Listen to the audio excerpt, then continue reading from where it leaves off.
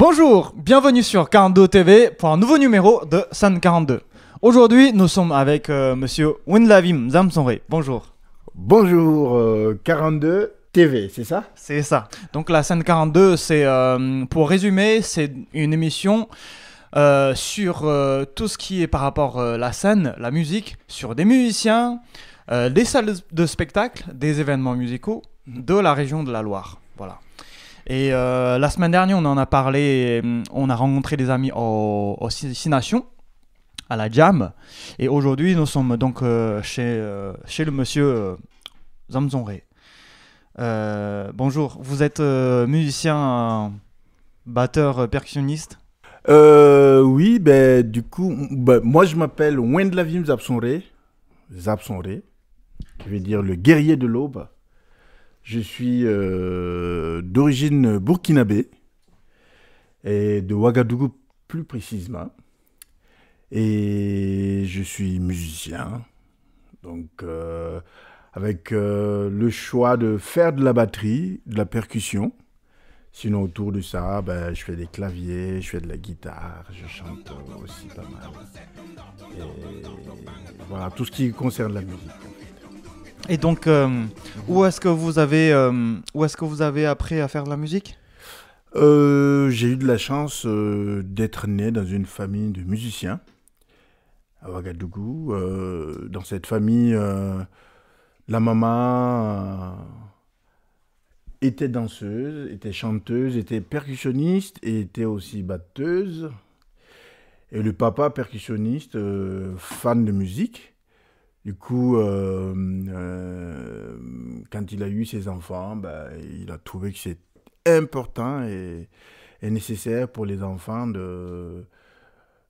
pour leur éducation, pour leur bien-être, de suivre ben, le chemin qu'ils avaient déjà tracé. Donc, moi, je suis arrivé dans cette famille-là, je suis le 6e enfant. Donc, j'ai trouvé qu'il y avait de la musique partout, tous les jours. Et donc, j'ai essayé de faire comme ma maman, qui était batteuse. D'accord. Et après, j'ai essayé de faire comme les frères qui jouaient de la basse, qui jouaient des claviers, qui dansaient, voilà. C'est une famille de musiciens. C'est une famille de musiciens. Ouais. Et vous avez aussi monté dans la famille la fameuse école de musique. C'est ça. Ben, effectivement, ben, comme dans le quartier où on était, c'était... nous avons la famille où il y avait vraiment de la musique tous les jours. Donc, à chaque répétition de l'orchestre familial, ben, on se rendait compte qu'il y avait les amis, les voisins, ceux qui passaient, ben, venaient écouter la musique. Et pendant les pauses de répétition, ben, il y en a qui essayaient de toucher un peu aux instruments. Donc, ce qui a donné l'idée à notre papa de se dire, ben voilà, il y a des gens qui veulent apprendre, ben pourquoi ne pas organiser cela pour que les gens puissent, en tout cas, passer du temps et quand ils veulent apprendre, quoi, penser à une pédagogie pour les gens qui étaient intéressés par la musique. Comment elle s'appelle cette école? Alors, cette école s'appelle la Dernière Trompette à Ouagadougou. Et c'est une école qui existe depuis les années 90. Et jusque-là encore, ça continue. Et à côté de cela, en plus de l'école de musique, nous avons mis à côté une école d'enseignement général. Ok. Pour joindre la musique et l'enseignement. L'enseignement général, quoi. Ok. Voilà. Et pourquoi Dernière Trompette? Alors, Dernière Trompette, ce nom est tiré d'un livre de la Bible. Un livre de la Bible qui est l'Apocalypse. D'accord. Qui parle des trompettes qui vont sonner.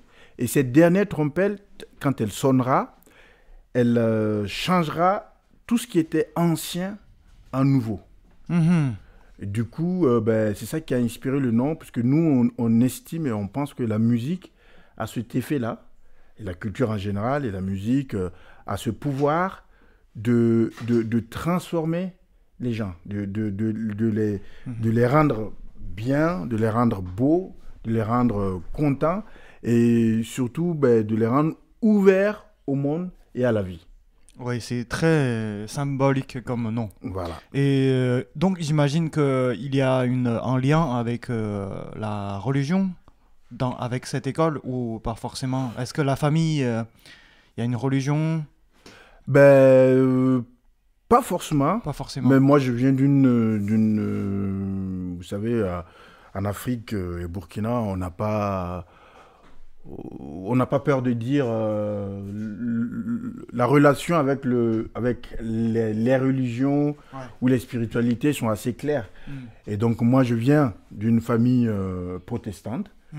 à laquelle, voilà, chrétienne quoi. Mais mon grand-père, lui, il vient de ce qu'on appelle communément animiste.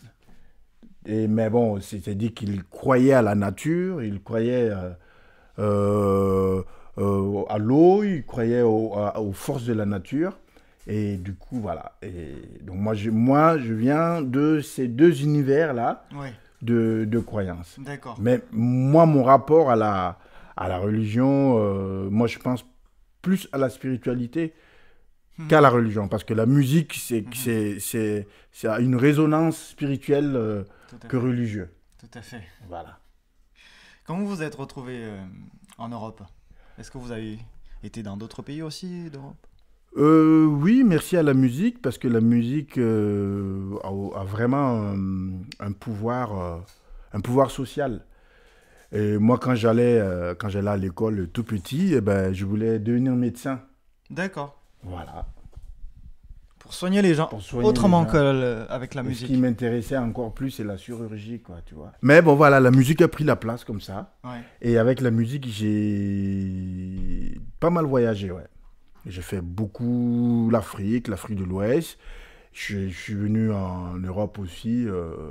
Mes premiers voyages en Europe, j'avais 13, 14 ans. C'était pour la musique. C'était toujours pour la musique.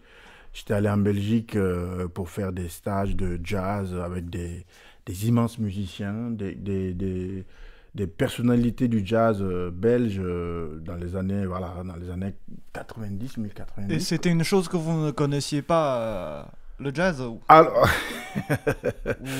ouais, nous on connaissait le jazz, Voilà. mais on connaissait c'était pas le jazz que les gens connaissent. Alors, c'est ici. quoi?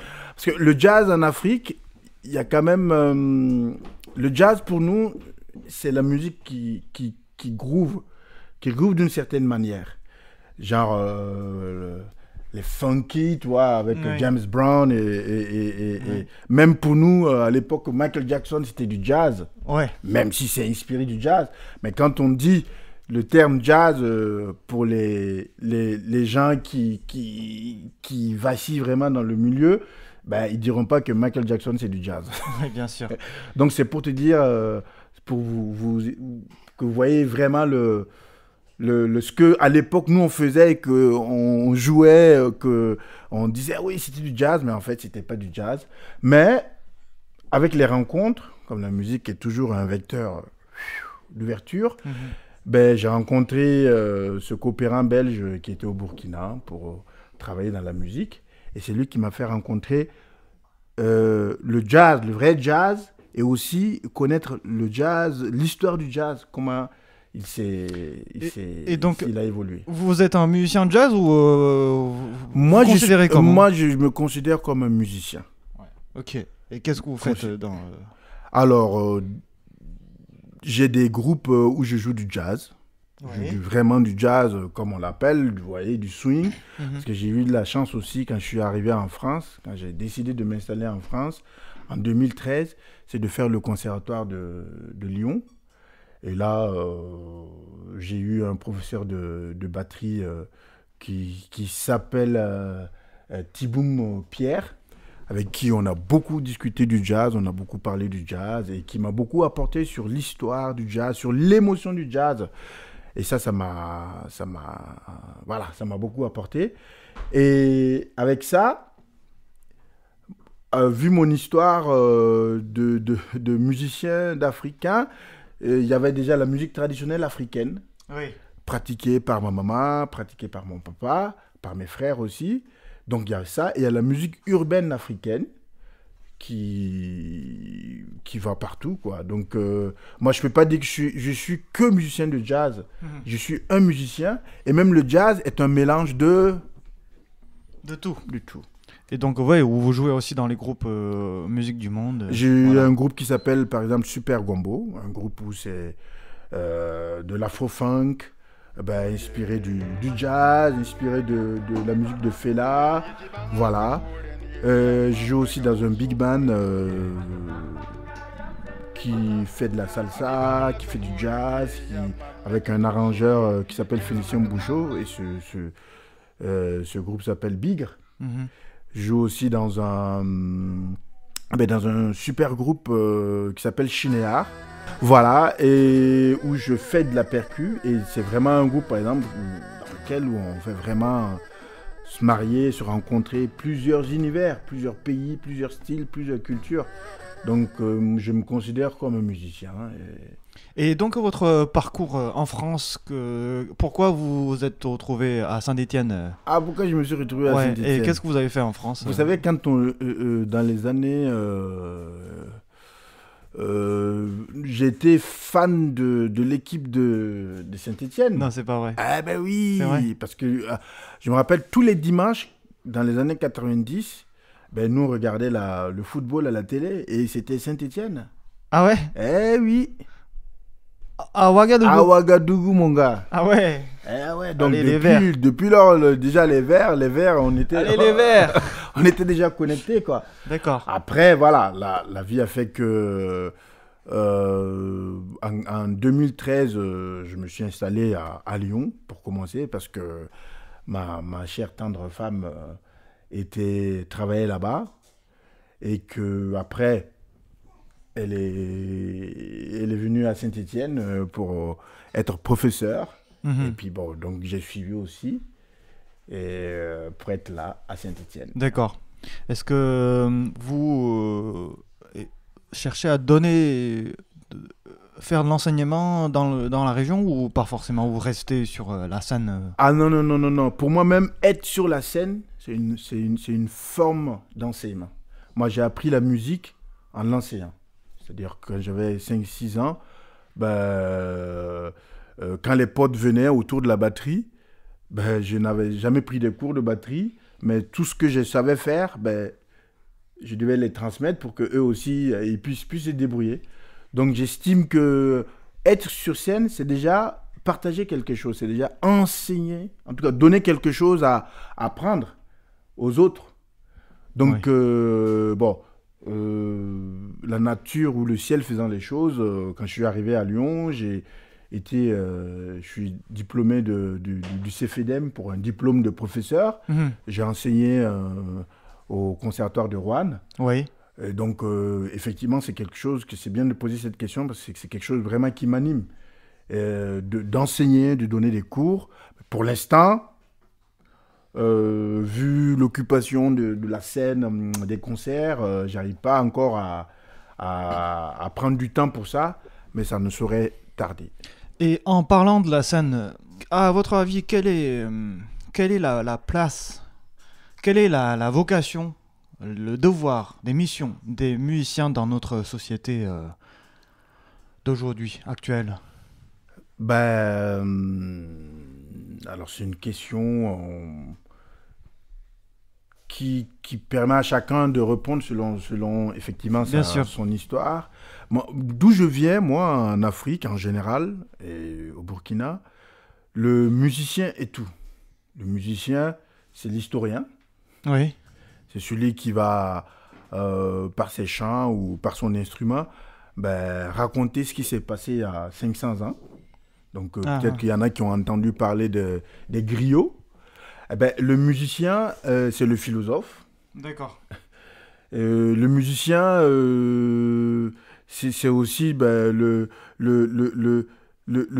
passeur le passeur de culture, le passeur de réflexion, le passeur aussi d'énergie, celui qui va faire bouger les corps, qui va mettre les gens dans la joie et qui va aussi faire bouger les têtes, faire bouger l'esprit, l'âme des gens. Parce que les gens, il va jouer des mélodies qui vont toucher les âmes, les gens vont réfléchir. Donc le musicien a en fonction, et chacun y va comme il est. Il y en a qui vont être, qui vont par exemple aller jouer dans des hôpitaux. Ouais. Oui. Il y en a qui vont aller jouer dans des prisons. Il y en a qui vont jouer dans la rue. Il y en a qui vont jouer au stade. Oui. Parce que voilà, la vie a fait que voilà, ils peuvent le faire. Il y en a qui vont jouer chez eux. Il y en a qui vont jouer en famille. Et pour moi, en fait, tout le monde est musicien, en fait. Oui, c'est ça. C'est ce que je vais dire, en fait. Tout le monde chacun de nous a ce petit grain de musicien. Ouais, il y en a qui vont dire, ouais, non, moi, je sais rien jouer d'instrument, mais juste le fait de respirer, c'est de la musique. Ouais. Le fait de marcher, le fait de rire. Ou le fait de... Je sais pas. Tout le monde est musicien. J'allais vous poser la question, à votre avis, quelle est un peu la différence entre l'environnement musical de votre pays d'origine et dans le pays là où vous êtes, en France. Ouais. Mais en fait, tout ce que vous avez cité, c'est universel. C'est universel. Ouais. C'est universel. Oui. Seulement, ici, c'est assez... comment dire? Il y a une organisation qui fait que, par exemple, je prends la danse. Quand tu rencontres... un Français, il va dire « Oh, je ne sais pas danser ». Il ne sait pas danser parce qu'il n'a pas été dans une école de danse. Ouais. Et tu vois, par exemple, un Burkinabé ou un Ivoirien ou un Congolais, si, moi je sais danser. Parce que c'est quelque chose d'humain. Ouais. La musique, la danse. Donc la musique aussi, pareil. Il n'y a pas ceux qui ont été à l'école de musique qui sont... légitimés pour faire de la musique, ou ceux qui n'ont pas été à la musique de toutes les façons, c'est eux ceux qui n'ont pas été à l'école, c'est eux qui, à l'école de musique, je vais dire, c'est eux qui vont écouter la musique. Donc, ils ont une sensibilité aussi qui est développée à la musique.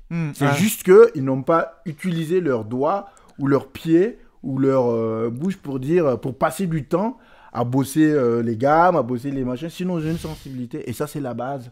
C'est ce qui fait que, ça fait deux environnements un peu différents, mais effectivement, qui rend les choses universelles. Bien sûr. Une des dernières questions. Vous avez parlé de la spiritualité. Oui. C'est quoi la spiritualité pour vous dans la vie et notamment pour la musique? Moi, je dirais que tout est spirituel. Tout est spirituel. Tout est spirituel. Le mal, le bien, tout est spirituel. Tout a existé dans le spirituel, disons dans le monde invisible, avant de prendre corps, avant de prendre effet par nous. Et nous sommes juste des canaux par lesquels le monde invisible passe pour nous permettre de nous connecter à l'autre, au prochain, à l'ami, même aux ennemis, même aux gens qui ne nous aiment pas. Bien sûr. Tout est spirituel. C'est ça qui vous anime dans la vie et dans la musique. En tout cas, c'est ça qui me permet de vivre, d'aborder la vie de façon happy. Eh ben, merci de nous avoir accordé votre temps, votre énergie, votre joie. Merci à vous. Ce que je ressens.